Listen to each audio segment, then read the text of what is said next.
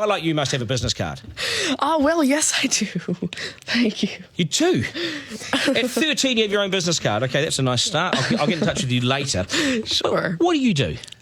Well, mainly, I like to call myself a software and cognitive developer because I love developing with cognitive computing and artificial intelligence. I am an algorithmist. I love working with, designing, and implementing algorithms. I'm a keynote and TEDx speaker. I'm an author. I've written a book, and I'm working on another one about IBM Watson. And, of course, I'm also an IBM champion for cloud and honorary IBM cloud advisor. Where did Hang I on go a second. wrong? Someone just get me a flannel card down. Do you go to school? Well, I'm currently homeschooled in grade 8, going to grade 9 now. Wow. Okay, so you're bright. Artificial intelligence, it's taking over the world. Is that fair to say?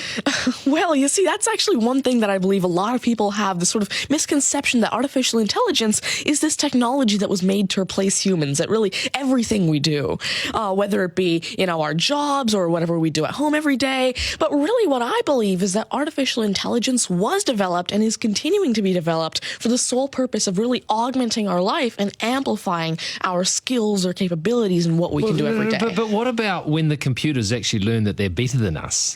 Well, you see, that's sort of called a singularity of artificial intelligence, at which point artificial intelligence has surpassed human intelligence to the point that we cannot control it.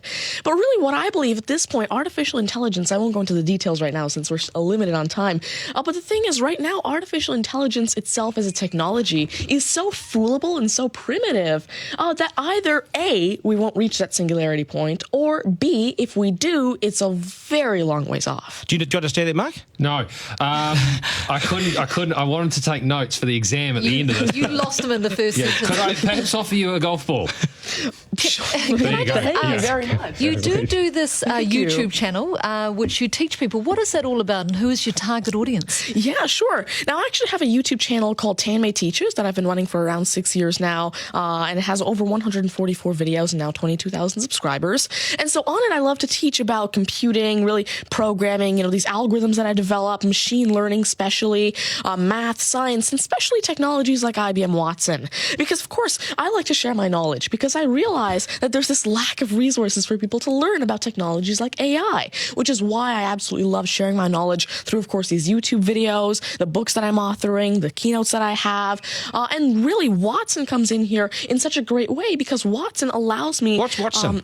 Sure. Well, Mark thinks he's a golfer, but what is Watson? Now, IBM Watson is essentially a cognitive system that allows developers to incorporate cognitive and machine learning into their applications without having to code in the actual intelligence. And what this means is that, of course, right now, really one of the main reasons developers aren't incorporating more machine learning into their apps is because it's so hard to do. It's really difficult to incorporate intelligence because... Has the I'm going to take this somewhere else, this interview. Has the Homeschooling Association of the World got hold of you as the front person?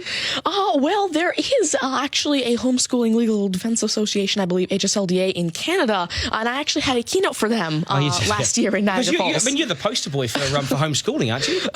Well, I did have a keynote for them, and I talked a lot about the advantages of homeschooling and why it's great for kids who want to go into different and really targeted subjects. Okay, I want to get right down to business now. When did you realise you were bright and smarter than most? Well, I originally started coding when I was 5 with simple languages like FoxPro and Batch. But eventually, at 9 years old, I had my very first iOS app accepted into the Apple App Store called T-Tables. But did your mum and dad do something to you between 0 and 5 that plug you into the wall? What did they do to you at 5? At 5, you were Are you coding. smarter than your mum and dad, by the way? Already? Well, I have... my dad used to work as a computer programmer, but he used to work with, simple, regular programming languages like FoxPro, Batch, a little bit of C, etc. But you see, now I'm really interested in artificial intelligence and how it can actually be implemented on all these different platforms. You'd be a nightmare to teach. Apps. You'd be an absolute nightmare to teach, wouldn't you? Because you'll be smarter than the lecturers. You would I be. never ever want to get in an argument with you, ever.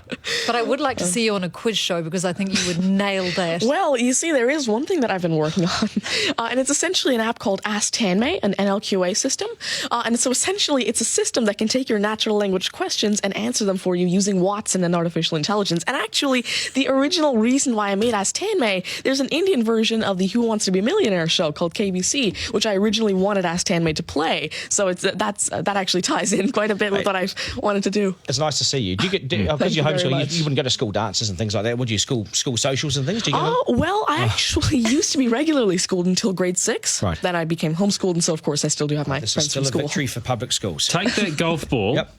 and bring it back to me when you've actually worked out a way in which it'll always go straight. Because I think you could do it. Technically, using a genetic algorithm or something. I knew there'd be an answer. Hey, it's brilliant to meet you. You're a complete inspiration. Thank you. And I hope my son was watching, a 7-year-old son. Message to Buster Garner, you got work to do, mate.